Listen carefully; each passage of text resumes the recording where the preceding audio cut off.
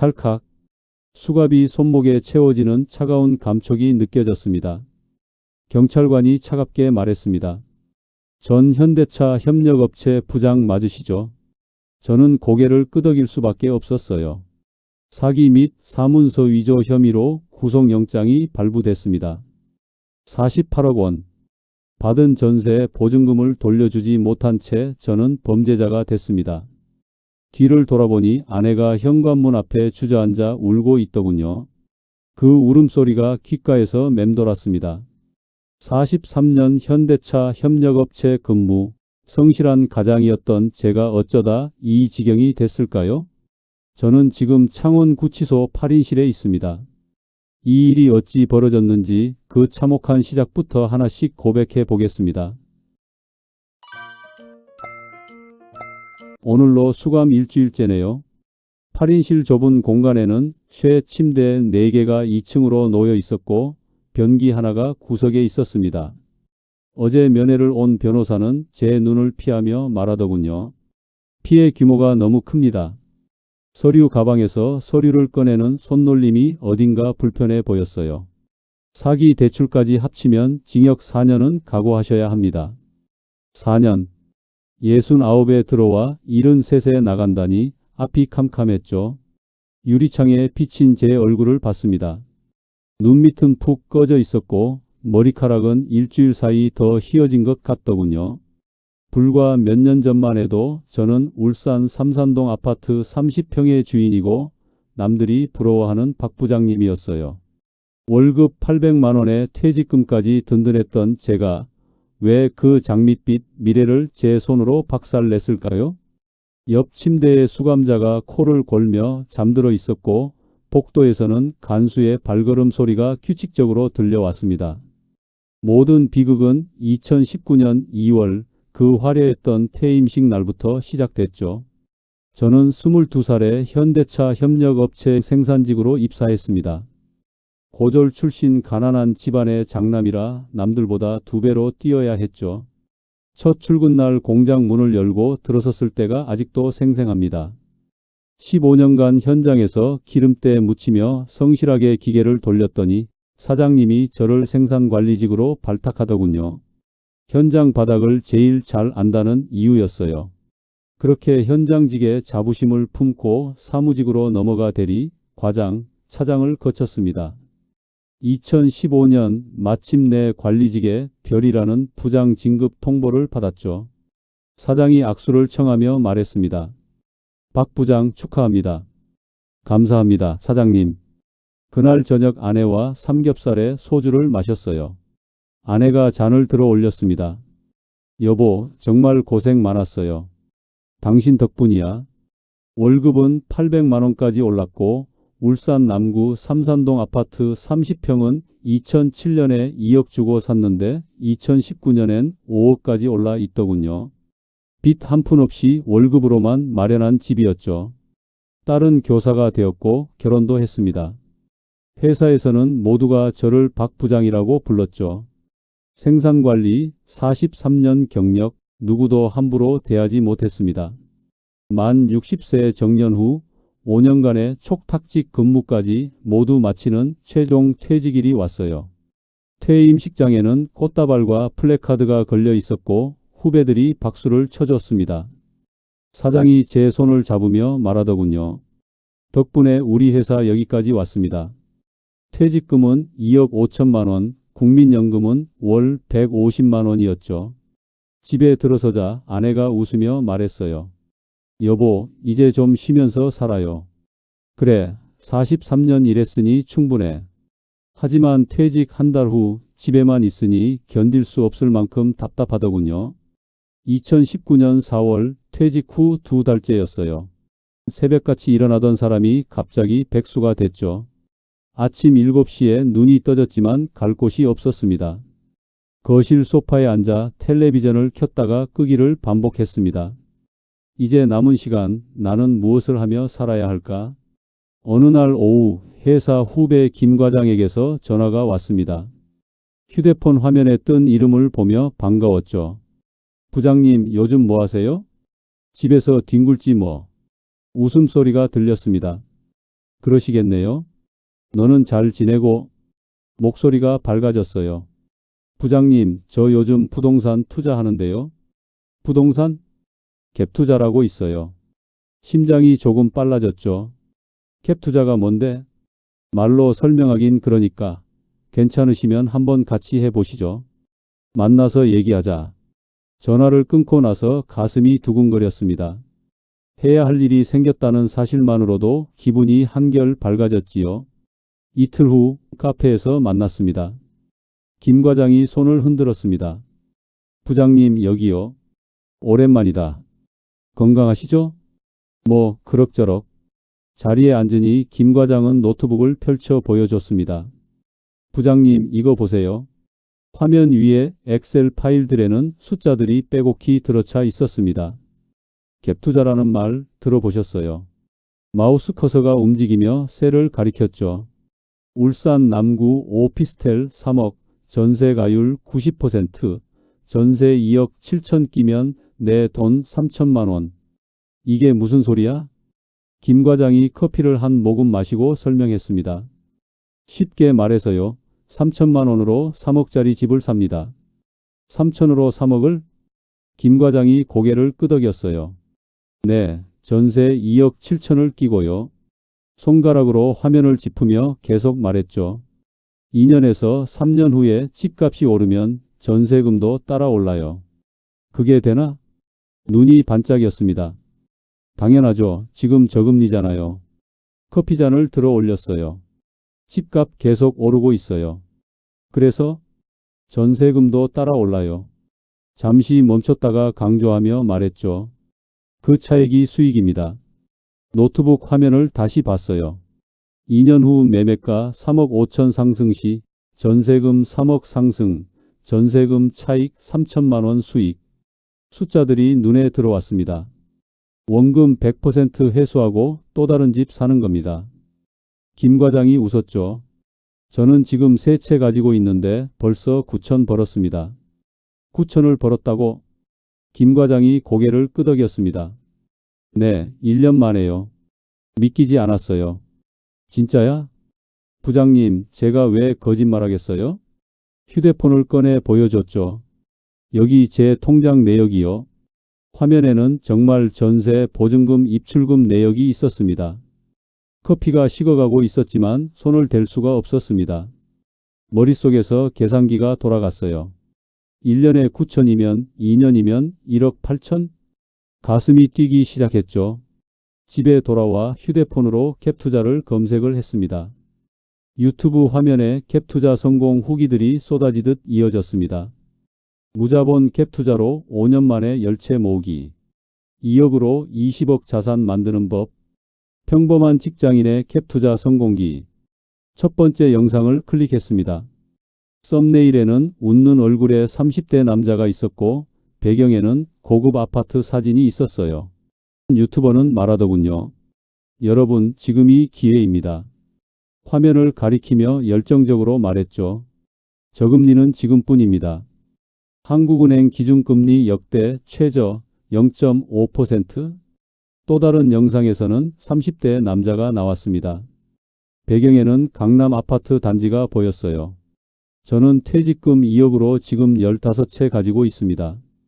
카메라를 보며 자신 있게 말하더군요. 여러분도 할 수 있습니다. 시간 가는 줄 모르고 밤늦도록 영상을 봤습니다. 숫자를 계산해 봤죠.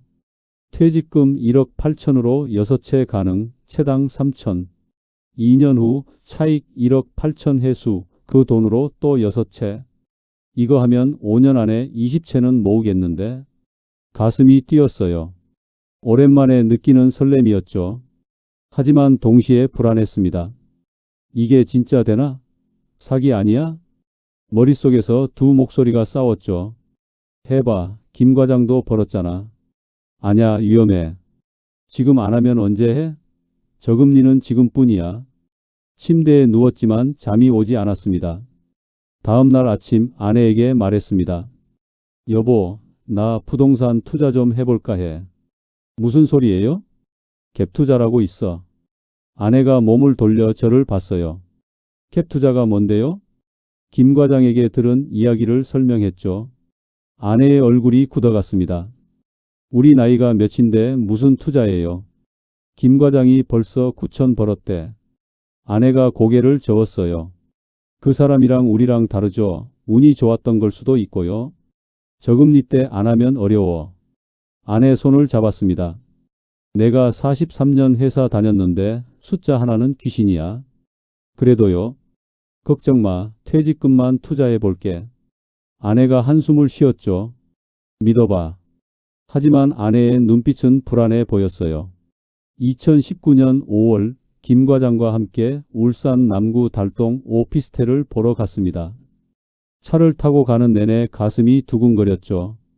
건물 앞에 도착하니 준공 5년 된 깨끗한 건물이 눈앞에 나타났습니다. 8호실 매물 호실당 매매가 3억, 호실당 전세 2억 7천에 입주 완료. 부동산 중개인이 말하더군요. 요즘 이 가격에 나오는 거 흔치 않아요. 명함을 건네며 계속 말했어요. 요즘 금리 낮아서 다들 사려고 난리예요. 그래요? 고개를 끄덕였죠. 빨리 결정하셔야 합니다. 오피스텔 호실 문을 열어줬습니다. 안으로 들어가니 깨끗한 원룸 구조였어요. 울산 시내가 한눈에 보였죠. 김 과장이 제 어깨를 두드렸습니다. 부장님, 이거예요. 그 순간 제 심장이 뛰었습니다. 좋아, 하자. 부동산 사무실로 돌아왔죠. 계약서가 책상 위에 놓였고 펜을 건넸습니다.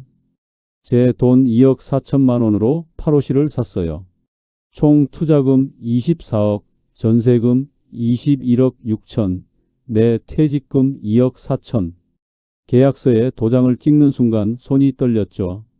중개인이 웃으며 말했습니다. 축하합니다, 사장님. 고맙습니다.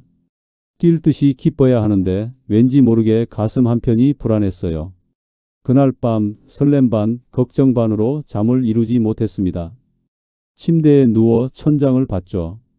2년만 기다리면 최소 2억 4천은 회수하겠지. 오피스텔을 또 샀어요. 이번엔 전략을 바꿨죠. 김 과장이 말한 일명 플러스 P, 매매가보다 전세가를 더 높게 받는 방식이었습니다. 울산 북구 화봉동 오피스텔 7호실.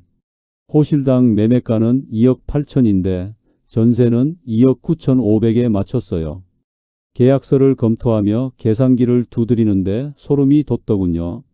집 7채를 사는데 제 돈은 한 푼도 안 들고 오히려 잔금을 치르고 나니 제 통장에 1억 5백만 원이 새로 찍히는 겁니다. 돈을 받으면서 집을 산다? 이건 마법이었어요. 직장 생활 동안 상상도 못했던 기적이 일어난 거였죠. 부동산 사무실에서 도장을 찍는 제 손에 자신감이 넘쳤습니다. 잘 부탁드립니다. 중개인이 감탄하며 악수를 청했어요. 사장님, 요즘 선수들이나 한다는 풀피 투자를 이렇게 대담하게 하시네요. 정말 안목이 대단하십니다. 허허, 뭘요? 시장이 좋은 덕분이죠.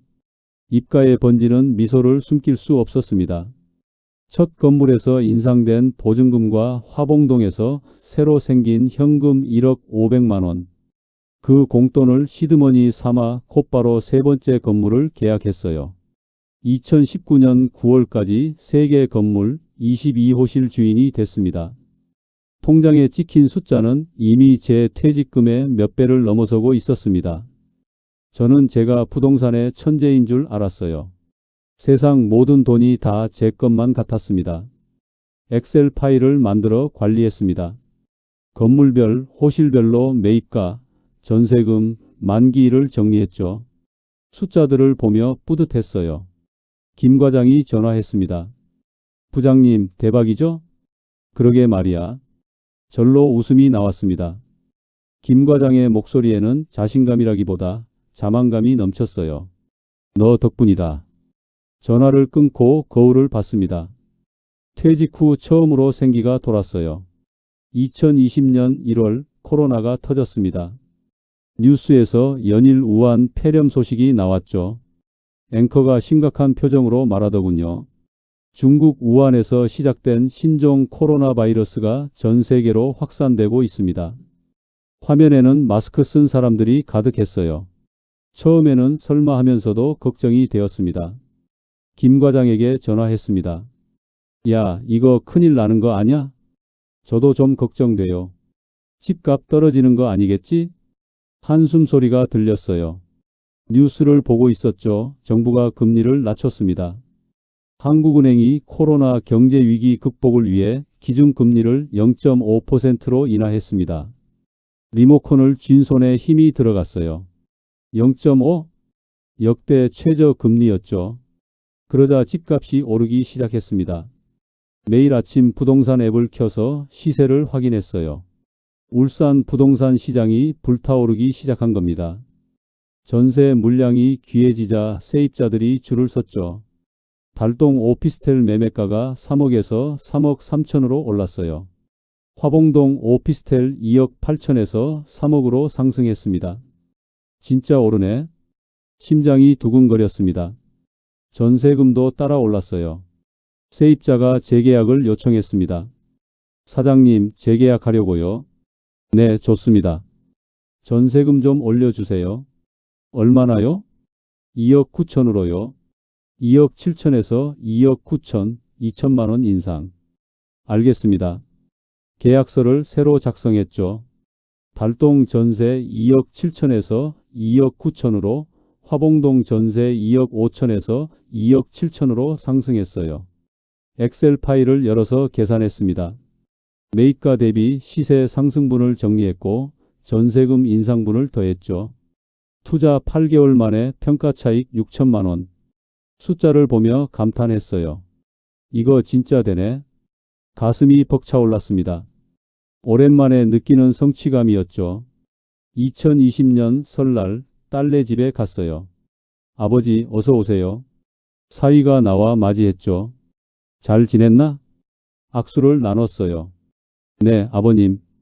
거실에는 차례상이 차려져 있었고 딸이 부엌에서 음식을 나르고 있더군요. 차례를 지내고 떡국을 먹었습니다. 사위가 차를 따라주며 물었어요. 아버님, 요즘 뭐 하세요? 부동산 투자 좀 해. 사위 눈이 반짝였죠. 오, 요즘 부동산 대박이던데요? 고개를 끄덕였습니다. 그래, 좀 되더라고. 딸이 떡국을 먹으며 말했어요. 아빠, 대단하시네요. 갭 투자라고 있어. 사위가 몸을 앞으로 기울였죠. 와, 갭 투자요? 저도 관심 있는데. 금리 낮을 때 해야 해. 찻잔을 내려놓으며 말했습니다. 지금이 기회야. 어떻게 시작하면 되나요? 한참 동안 설명해 줬어요. 사위가 고개를 끄덕이며 열심히 들었죠. 그날 밤 집에 돌아오는 길 아내가 말했습니다. 차 안에서 라디오가 흘러나왔어요. 여보, 당신 진짜 대단해요. 핸들을 잡은 채 물었죠. 뭐가?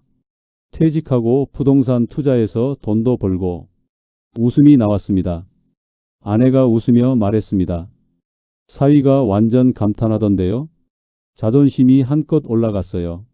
나 아직 죽은 거 아니야. 할 수 있어. 백미러로 제 얼굴을 봤죠. 어깨가 펴져 있었습니다. 눈빛에 자신감이 서려 있더군요. 그해 여름 김 과장과 삼겹살집에서 만났습니다. 김 과장이 잔을 부딪히며 말했습니다. 부장님, 지금이 기회예요. 고기를 뒤집으며 물었죠. 뭐가? 금리가 더 떨어질 것 같아요. 고개를 끄덕였어요.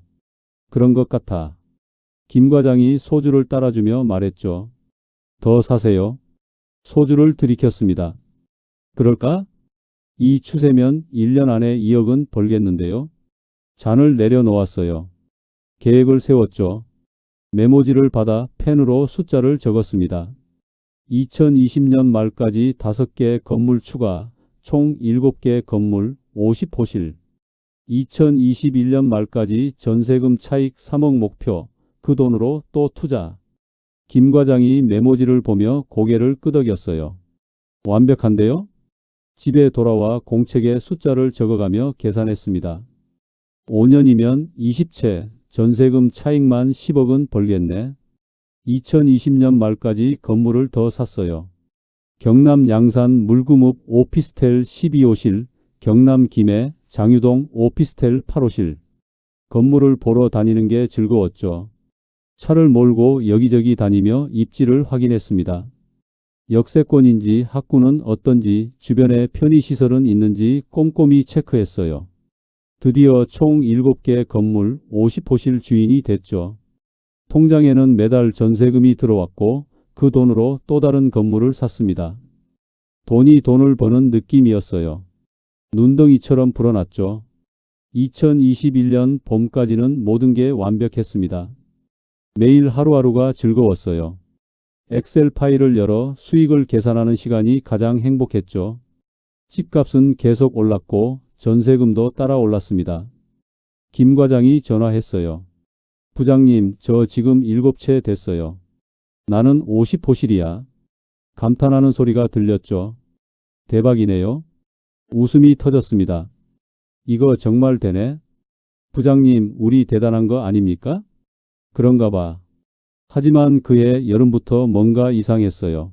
2021년 8월 뉴스에서 이상한 소리가 들렸죠. 저녁 먹고 소파에 앉아 있었습니다. 텔레비전에서 뉴스 앵커가 말하더군요. 한국은행이 기준금리를 0.75%로 인상했습니다. 귀를 의심했어요. 뭐라고? 0.5에서 0.75로 0.25% 인상. 그래도 별 걱정은 안 했습니다. 아내가 물었어요. 여보, 괜찮아요? 0.25 올랐다고 뭐가 달라지겠어? 고개를 저었죠. 걱정 마. 김 과장에게 전화했습니다. 야, 금리 올랐네? 봤어요, 부장님. 괜찮겠지? 목소리가 약간 떨렸어요. 글쎄요. 부장님, 괜찮아요. 하지만 목소리에 확신이 없더군요. 그래, 일시적인 거겠지. 전화를 끊고 엑셀 파일을 열어봤어요. 숫자들을 다시 계산했죠. 하지만 그게 시작이었습니다. 그날 밤 잠자리에 누웠는데 왠지 모르게 가슴이 답답했어요. 천장을 보며 눈을 감았지만 잠이 오지 않았죠. 괜찮을 거야. 0.25쯤이야. 스스로를 달랬습니다. 2021년 11월 기준금리가 또 올랐어요. 아침 뉴스를 보고 있었죠. 커피를 마시던 손이 멈췄습니다. 0.75에서 1.0으로 0.25% 인상. 뉴스 앵커가 말하더군요. 한국은행이 연내 두 번째 금리 인상을 단행했습니다. 화면에는 한국은행 총재가 금리 결정 후 기자회견을 하는 모습이 나왔어요. 리모컨을 쥔 손에 힘이 들어갔죠. 커피잔이 덜컥 소리를 내며 받침에 부딪혔습니다. 또 올랐네? 아내가 부엌에서 물었어요. 뭐가요? 아냐, 아무것도 아니야. 하지만 가슴이 두근거렸죠. 그러더니 집값이 멈췄습니다. 매일 아침 부동산 앱을 켜서 확인했어요. 울산 오피스텔 매매가가 더 이상 오르지 않았죠. 부동산에 전화했습니다. 통화 연결음이 길게 울렸어요. 여보세요, 사장님. 사장님, 요즘 매물 나가요? 한숨 소리가 들렸죠. 글쎄요, 좀 조용해졌어요. 조용하다니요? 목소리가 낮아졌습니다. 금리 오르니까 사람들이 안 사려고 해요. 그게 무슨? 말을 잘랐어요. 대출 이자가 올라서요. 숫자들을 보며 생각했어요. 아직은 괜찮아. 스스로를 달랬죠. 일시적인 거야. 곧 다시 오를 거야. 하지만 목소리에는 확신이 없었습니다. 2022년 초 상황이 악화됐어요. 새해가 밝았지만 기분이 좋지 않았죠. 기준금리가 연달아 올랐습니다. 매달 뉴스를 볼 때마다 가슴이 철렁했어요. 앵커의 목소리가 차갑게 들렸어요. 물가 잡기 위한 긴축 통화 정책이 계속되고 있습니다. 리모컨을 내려놓았죠. 손이 떨렸습니다. 그러자 집값이 떨어지기 시작했어요. 부동산 앱을 열었죠. 화면에 빨간색 화살표가 보였습니다. 달동 오피스텔 3억 3천에서 3억으로 하락했고 화봉동 오피스텔 3억에서 2억 7천으로 떨어졌어요. 눈을 의심했죠. 화면을 다시 새로 고침했습니다. 하지만 숫자는 그대로였어요. 전세금은 그대로였죠. 달동 전세 2억 9천, 집값 3억. 화봉동 전세 2억 7천, 집값 2억 7천. 깡통 전세가 된 겁니다. 이게 무슨 일이야? 그날 밤새 잠을 못 잤습니다. 천장을 보며 숫자를 계산했죠. 총 투자 50호실, 전세금 총 40억, 매매가 총 42억, 차익 2억. 1년 전에는 차익 6억이었는데 2억으로 줄었어요. 4억이 증발한 겁니다. 괜찮아, 손해는 아니야. 스스로를 달랬죠. 하지만 가슴은 계속 두근거렸습니다. 시계를 보니 새벽 4시였습니다. 2022년 3월 첫 번째 위기가 왔어요. 어느 날 오후 휴대폰이 울렸죠. 모르는 번호였습니다. 여보세요? 달동 오피스텔 8호실 중 3호실 세입자였어요. 사장님, 저희 이번 달 말이 만기예요. 계약서를 꺼내 확인했죠. 네, 알고 있습니다. 목소리가 단호했어요. 보증금 돌려주셔야죠. 가슴이 철렁했습니다. 2억 9천 곱하기 새 호실 8억 7천만 원.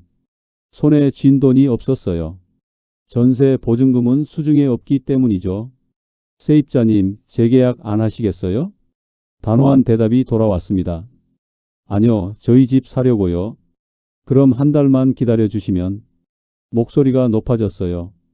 안 돼요. 계약서대로 주세요. 세입자님, 제가 새 세입자 구할 테니까. 말을 잘랐죠. 계약서에 만기일 적혀 있잖아요. 알겠습니다. 전화를 끊었어요. 식은땀이 등을 타고 흘렀습니다. 급하게 새 세입자를 구했죠. 부동산에 전화했어요. 목소리가 다급했습니다. 사장님, 급해요. 한숨 소리가 들렸죠. 요즘 전세 수요가 없어요. 그래도 좀 알아봐 주세요. 알겠습니다. 한번 해보죠. 일주일이 지났어요. 매일 부동산에 전화했지만 소식이 없었죠. 열흘째 되는 날 드디어 전화가 왔습니다. 사장님, 전세 2억 5천이면 한 명 있는데요. 귀를 의심했어요. 뭐라고요? 요즘 금리 올라서 전세 안 끼려고 해요. 목소리가 떨렸죠. 2억 7천은 안 돼요? 한숨 소리가 들렸습니다. 어려울 것 같은데 부탁드립니다. 결국 한 달 공실이 생겼어요. 그 한 달 동안 패닉이 왔죠. 매일 아침 눈을 뜨면 가슴이 답답했고 밥맛이 없었습니다. 아침 식사를 차려놔도 젓가락을 들 수가 없었어요. 아내가 물었죠. 여보, 왜 안 먹어요? 배가 안 고프네? 요즘 계속 그러시네요. 체중계에 올라갔습니다. 체중이 3kg 빠졌어요. 거울을 봤죠. 광대뼈가 튀어나와 보였습니다. 아내가 물었어요. 여보, 요즘 안색이 안 좋은데? 저는 웃으려 애썼죠. 아냐, 괜찮아. 부동산은 잘 되고 있어요? 거짓말이 나왔습니다. 응, 잘 되고 있어. 걱정 마. 아내는 모르고 있었어요. 집값이 떨어지고 있다는 걸, 공실이 생겼다는 걸. 밤에 화장실에 가서 거울을 봤죠. 형광등 불빛 아래 제 얼굴이 낯설었습니다. 눈 밑에 다크서클이 짙게 깔려 있었고 머리카락은 더 휘어져 있더군요. 이러다 큰일 나는 거 아닌가. 만기 도래 일정표를 펼쳐봤습니다. 공책을 꺼내 펜으로 정리했어요. 4월 5호실, 5월 7호실, 6월 8호실. 총 20호실이 올해 안에 만기였죠. 보증금 총액 55억 원. 손이 떨렸습니다. 어떻게 돌려주나? 펜이 손에서 떨어졌어요. 김 과장에게 전화했죠. 통화 연결음이 길게 울렸습니다. 김 과장, 요즘 힘드네? 한숨 소리가 들렸어요. 부장님도요? 지금 세입자 2명 나간다고 해서요. 목소리가 떨렸죠. 잠시 침묵이 흘렀습니다. 버텨야죠, 뭐. 하지만 우리 둘 다 확신이 없었어요. 전화를 끊고 소파에 누웠죠. 제발 금리가 다시 내려가기만을 바라며 두 손을 모았습니다. 하지만 뉴스에서는 계속 금리 인상 소식만 나왔어요. 저녁 뉴스를 틀었죠. 한국은행 4달 추가 인상 시사. 화면을 껐습니다. 더 이상 볼 수가 없었어요. 그날 밤 악몽을 꿨죠. 세입자들이 줄을 서서 저를 쫓아오고 있었습니다. 손을 뻗으며 제게 소리쳤어요. 보증금 돌려줘요. 뒤를 돌아보니 수십 명이 저를 향해 달려오고 있었습니다. 도망치려 했지만 발이 땅에 붙은 듯 떨어지지 않았어요. 비명을 지르며 잠에서 깼고 그제야 꿈이었다는 걸 알았습니다. 식은 땀을 흘리며 깼습니다. 숨이 가빴고 심장이 빠르게 뛰었죠. 시계를 보니 새벽 3시였습니다. 소파에 앉아 머리를 감싸 쥐었어요. 어떻게 하지 어떻게? 2022년 7월 뉴스가 터졌어요. 저녁 뉴스를 보고 있었죠. 손에 쥔 리모컨이 떨어질 뻔했습니다. 한국은행이 기준금리를 2.25%로 인상했습니다. 앵커의 목소리가 귓가에서 울렸어요. 화면에는 그래프가 나왔죠. 급격하게 상승하는 붉은 선이 눈에 들어왔습니다. 1년 만에 1.75% 인상이었어요. 이게 무슨 말이 나오지 않았어요. 울산 오피스텔 매매가가 폭락했죠. 다음 날 아침 떨리는 손으로 부동산 앱을 열었습니다. 화면을 보는 순간 숨이 막혔어요. 달동 3억에서 2억 6천으로 하락. 화봉동 2억 7천에서 2억 3천으로 떨어졌죠. 4천만 원에서 6천만 원씩 떨어진 겁니다. 화면을 계속 새로 고침했어요. 하지만 숫자는 변하지 않았죠. 달동 전세 2억 9천, 집값 2억 6천. 완전히 깡통이었어요. 집값보다 전세금이 3천만 원이나 많았죠. 화봉동도 마찬가지였습니다. 전세 2억 7천, 집값 2억 3천, 4천만 원 깡통. 휴대폰을 쥔 손이 떨렸어요. 컴퓨터를 켰지만 화면이 흐릿하게 보였습니다. 눈에 눈물이 고여 있었어요. 50호실 전부 깡통 전세. 총 마이너스 15억 원. 키보드를 치는 손가락이 떨렸죠. 끝났다. 의자에서 일어날 수가 없었습니다. 책상에 머리를 박고 앉아 있었죠. 얼마나 그렇게 있었는지 모르겠습니다. 2022년 9월부터 11월까지 전세 만기가 연달아 왔어요. 휴대폰이 하루에도 수십 통씩 울렸죠.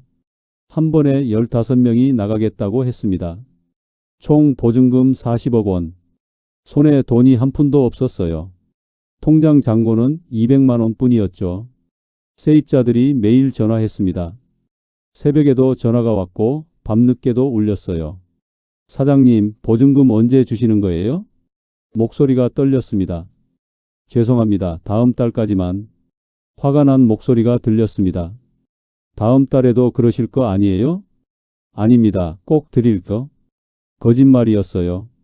줄 돈이 없었으니까요. 또 다른 세입자가 전화했습니다. 이른 아침이었어요. 사장님, 저 집 계약했어요. 잠에서 깬 목소리로 대답했죠. 네? 이사 가야 해요. 보증금 주세요. 침대에서 일어나 앉았습니다. 일주일만 기다려 주시면. 목소리가 높아졌어요. 지금 장난하세요? 죄송합니다. 내일까지 안 주시면 고소할 겁니다. 알겠습니다. 전화를 끊고 머리를 감싸 쥐었죠. 견딜 수 없었죠. 숨이 막혔습니다. 결국 울산 삼산동 아파트를 담보로 잡았어요. 다음 날 아침 은행에 갔죠. 대출 상담 창구에 앉았습니다. 아파트 시세 5억, 대출 2억 8천. 은행 직원이 서류를 건넸어요. 펜을 쥔 손이 떨렸죠. 여기 서명하세요. 서류를 내려다 봤습니다. 손이 떨렸어요. 은행 직원이 물었죠. 괜찮으세요? 고개를 들어 직원을 봤습니다. 젊은 여직원이 걱정스러운 눈으로 저를 보고 있더군요. 네, 괜찮습니다. 직원이 서류를 받으며 말했어요. 입금은 내일 오전 중으로 될 겁니다. 알겠습니다. 집에 돌아와서 아내에게 말하지 못했어요. 아내가 부엌에서 나왔습니다. 여보, 은행 다녀왔어요? 웃으려 애썼어요. 응, 일 좀 보고. 무슨 일인데요? 그냥 좀. 말을 흐렸죠. 아내는 모르고 있었습니다. 우리 집이 담보로 잡혔다는 걸 말이죠. 그날 밤 화장실에서 울었어요. 손으로 입을 막고 소리 없이 울었습니다. 눈물이 멈추지 않았어요. 이걸로 버티면 금리 다시 내려가면 스스로를 달랬죠. 하지만 금리는 계속 올랐습니다. 석 달 만에 또 0.5% 인상. 뉴스를 볼 때마다 죽을 것 같았습니다. 텔레비전을 끌 수가 없었죠. 계속 봐야 했습니다. 2022년 12월 어느 날 아침에 일어나는데 천장이 빙글빙글 돌았습니다. 침대에서 일어나려다 비틀거렸어요. 여보, 목소리가 제대로 나오지 않았죠. 아내가 달려왔습니다. 여보, 왜 그래요? 손을 뻗었지만 힘이 없었어요. 어지러워. 눈앞이 캄캄해졌죠. 바닥이 가까워지는 게 느껴졌습니다. 정신을 차리니 응급실이었어요. 하얀 천장이 보였고 형광등 불빛이 눈부셨죠. 옆에서 아내가 손을 잡고 있었습니다. 여보, 정신 차렸어요? 눈물이 고여 있더군요. 의사가 다가왔어요. 혈압이 200까지 올라갔어요. 목소리가 차갑게 들렸습니다. 200이요? 고개를 끄덕였어요. 뇌졸중 올 수 있습니다. 청진기를 목에 걸며 계속 말했죠. 스트레스 관리하셔야 해요. 네. 하지만 지금 어떻게 스트레스를 안 받습니까? 매일 세입자들 전화, 금리 인상 뉴스. 잠도 못 자고 밥도 못 먹고 며칠 정도 입원해서 경과를 지켜본 뒤 퇴원하는 게 좋겠습니다. 안 됩니다. 집에 갈게요. 의사가 눈살을 찌푸렸어요. 위험합니다. 괜찮습니다. 고집을 부렸죠. 병원에 있을 시간이 없었습니다. 퇴원하고 집에 왔어요. 체중계에 올라갔죠. 숫자가 깜빡이며 나타났습니다. 58kg, 14kg이 빠져 있었어요. 석 달 만에 2023년 2월 더 이상 버틸 수 없었습니다. 세입자 10명이 더 나간다고 연락했습니다. 보증금 총액 25억. 어떻게 할 수가 없었어요. 김 과장이 전화했죠. 새벽 1시였습니다. 잠들지 못하고 있었어요. 부장님, 제가 방법 하나 알아봤어요. 무슨 방법? 목소리가 낮아졌습니다. 임대차 계약서 바꾸면 어때요? 전기가 온몸을 훅고 지나가는 것 같았어요. 뭐? 전세를 월세로. 그게 무슨 소리야? 잠시 침묵이 흘렀죠. 전세 계약서를 월세로 위조하면 담보 가치가 올라가요. 심장 뛰는 소리가 귓가에서 들렸어요. 그건 말을 잘랐죠. 은행에서 대출 더 받을 수 있어요. 그건 범죄 아니야? 한숨 소리가 들렸습니다. 급한 불부터 끄셔야죠. 하지만 목소리가 간절했어요. 나중에 집값 오르면 다 갚으면 되잖아요. 그게 부장님, 다른 방법 없어요. 전화를 끊었죠. 휴대폰을 침대 옆 탁자에 내려놓았습니다. 온몸이 떨렸어요. 머릿속이 혼란스러웠죠. 이건 범죄야. 절대 안 돼. 양심이 소리쳤습니다. 하지만 다른 목소리가 속삭였어요. 40억을 어떻게 갚아? 지금 당장 급한 불부터 꺼야 해. 깡통 전세라고 알려지면 다 끝이야. 은행에서 대출 회수하면 집이 날아가. 두 목소리가 머릿속에서 싸웠죠. 다음 날은 딸 생일날이었습니다.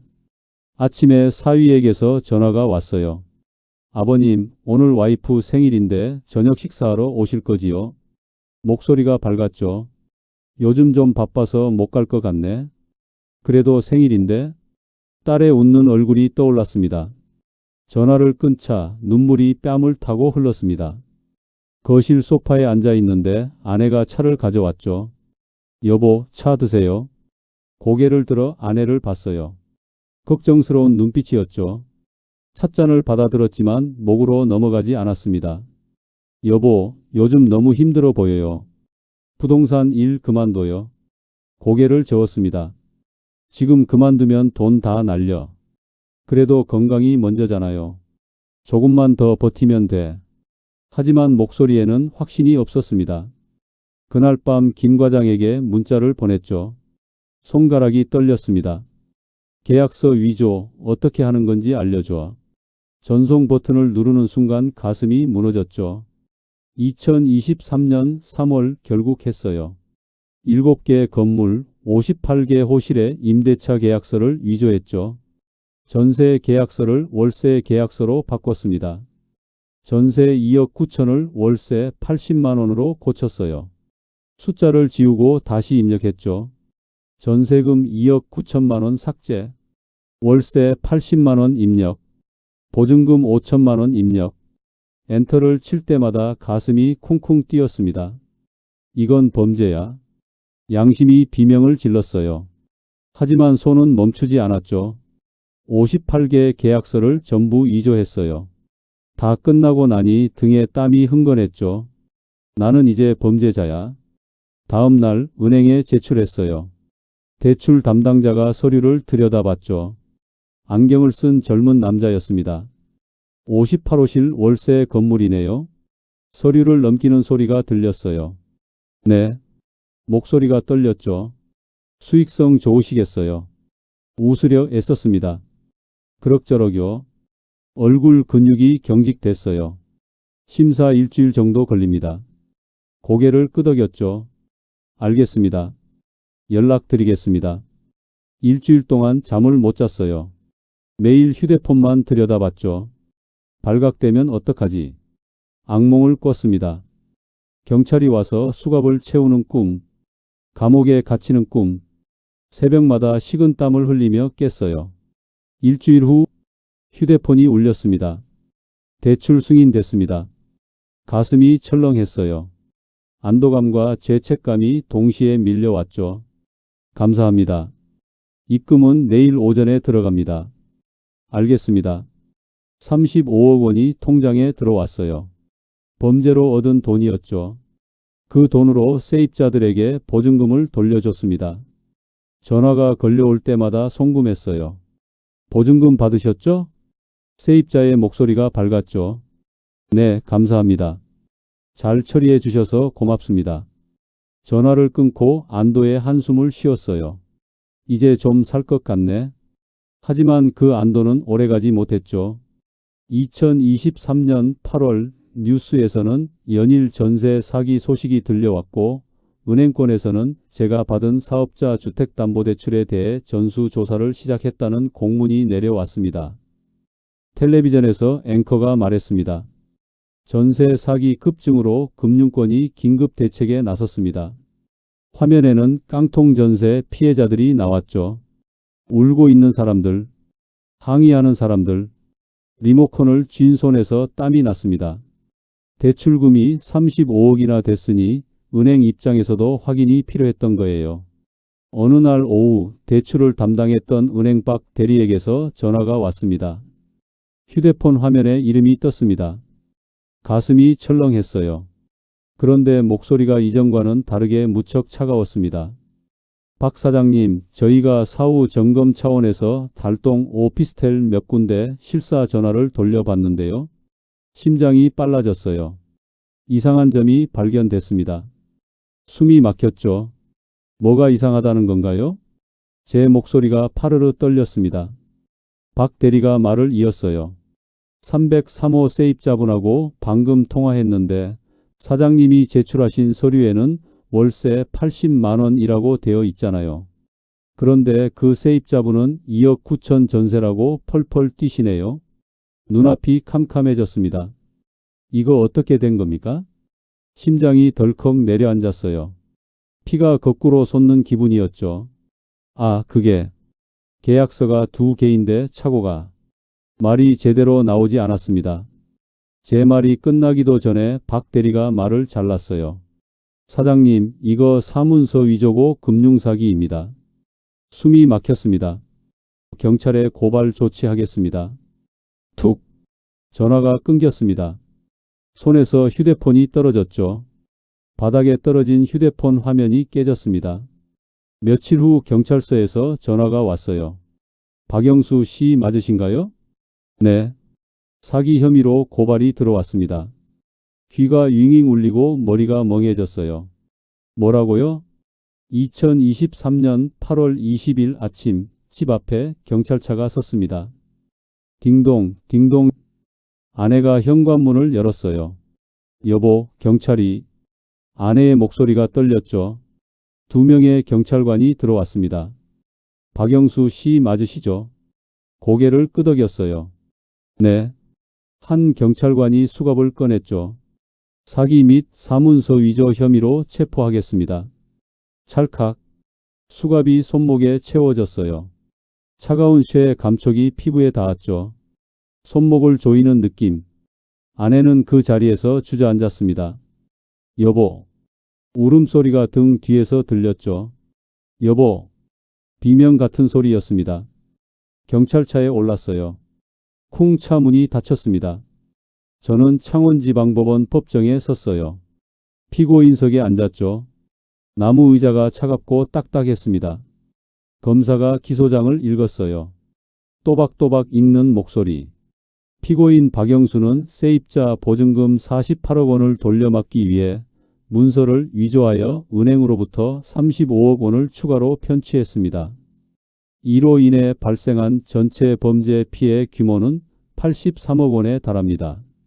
고개를 들 수 없었습니다. 피해자는 58명입니다. 판사가 말했습니다. 구속영장을 발부합니다. 망치 소리가 울렸어요. 탕. 변호사가 나중에 정리해줬습니다. 면회실 유리창을 사이에 두고 만났습니다. 총 투자 7채 58호실. 내돈 퇴직금 2억 5천만 원과 아파트 담보 2억 8천만 원, 합계 5억 3천만 원. 손실은 전부였어요. 피해자 58명, 미반환 보증금 48억, 사기대출 35억. 삼산동 아파트는 경매로 넘어갔습니다. 변호사가 말했습니다. 징역 4년은 각오하세요. 유리창 너머 목소리가 들렸어요. 4년이요? 고개를 끄덕였죠. 네, 피해 규모가 커서요. 눈물이 났습니다. 69에 4년이면 73세 출소하는 거예요. 변호사님, 최선을 다해 보겠습니다. 아내가 면회를 왔어요. 유리창 너머로 저를 보더니 눈물만 흘렀습니다. 여보, 미안해. 목소리가 떨렸습니다. 아내는 대답하지 않았죠. 고개를 숙인 채 울기만 했습니다. 아내가 울먹이며 말했어요. 미경이는 아빠 얼굴을 안 보겠대요. 가슴이 무너졌죠. 그날 밤 저는 8인실 구석에 누워 딸의 이름을 부르며 소리 없이 울었어요. 이불을 뒤집어 쓰고 온몸을 떨며 미경아, 미안하다. 69살 전과자 빈털터리. 43년 성실하게 산 인생이 한순간에 무너졌습니다. 여러분, 제 이야기를 끝까지 들어주셔서 감사합니다. 성실한 회사원이 어떻게 전세 사기범이 됐는지 말씀드렸어요. 저는 지금 이 8인실에서 매일 후회하죠.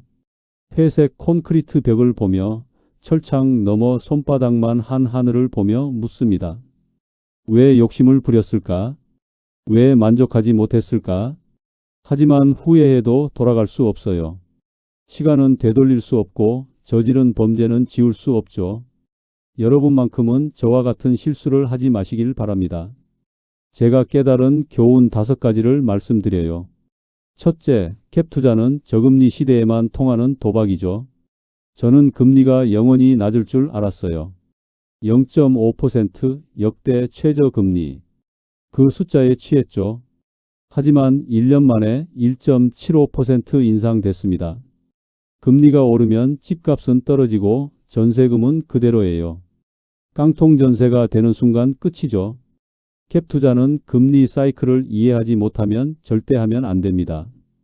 둘째, 퇴직금은 노후 생활비이지 투자금이 아닙니다. 저는 퇴직금 2억 4천 전부를 투자했어요. 한 푼 한 푼 땀으로 모은 돈. 2년이면 회수한다는 생각으로 시작했죠. 하지만 시장은 제 계획대로 움직이지 않았어요. 퇴직금은 최소 50%는 안전자산으로 보관해야 합니다. 예금, 국채, 연금보험으로 지켜야 해요. 한 번 잃으면 다시 모을 시간이 없죠. 셋째, 무자본 투자는 레버리지 폭탄이에요. 제 돈 5억 3천으로 85억 투자. 숫자로만 보면 대단해 보이죠. 하지만 그건 양날의 검입니다. 오를 땐 좋지만 내려갈 땐 전부 날려요. 특히 갭 투자는 돌려막기 구조라서 한 곳이 무너지면 전체가 무너지죠. 도미노처럼.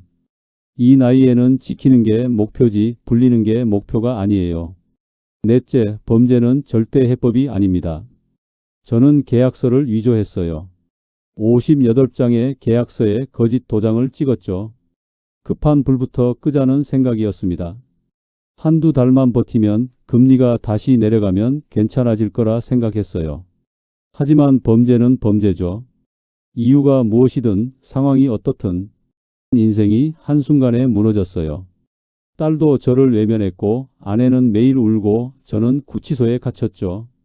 어떤 상황에서도 범죄만큼은 절대 안 됩니다. 차라리 파산을 선택하는 게 나았을 거예요. 다섯째, 유튜브 성공 사례를 맹신하지 마십시오. 저는 유튜브 영상을 수십 개 봤어요. 무자본으로 10채, 5년 만에 20억 자산, 화려한 썸네일, 밝은 배경음악, 성공한 사람들의 미소. 하지만 실패한 사람은 영상에 안 나오죠. 저처럼 망한 사람이 수천 명입니다. 아니, 수만 명일지도 몰라요. 유튜브는 광고예요. 현실이 아니죠. 성공 사례 뒤에는 수많은 실패 사례가 숨어 있습니다. 지금 저는 구치소에서 하루하루를 보내요. 아침 6시에 기상, 저녁 9시 취침. 재판을 기다리고 있죠. 변호사는 징역 4년을 각오하라고 했어요. 69에 4년이면 73세 출소하는 겁니다. 남은 인생이 얼마나 될까요? 아내는 면회를 한 번 왔어요. 딸은 면회를 안 오죠. 저는 69살 전과자예요. 박 부장도 아니고 가장도 아니고 할아버지도 아닙니다. 그냥 수감번호 34566이에요. 만약 여러분이 지금 퇴직을 앞두고 계시다면, 갭 투자 생각을 하고 계시다면 제발 멈추십시오. 한 번 더 생각하세요. 퇴직금과 연금으로도 충분히 행복할 수 있어요. 마음 편히 먹고 자고 쉴 수 있는 내 집, 그리고 곁에 함께할 가족이면 충분합니다. 욕심 부리지 마십시오. 오늘 이 이야기가 여러분의 마음에 작은 위로가 되었다면 구독과 좋아요로 그 마음을 표현해 주세요. 여러분의 작은 응원이 저에게는 큰 힘이 됩니다. 그리고 오늘 마지막으로 여러분과 꼭 나누고 싶은 것이 있어요. 욕심을 버리고 현재에 감사하며 건강하게 사십시오.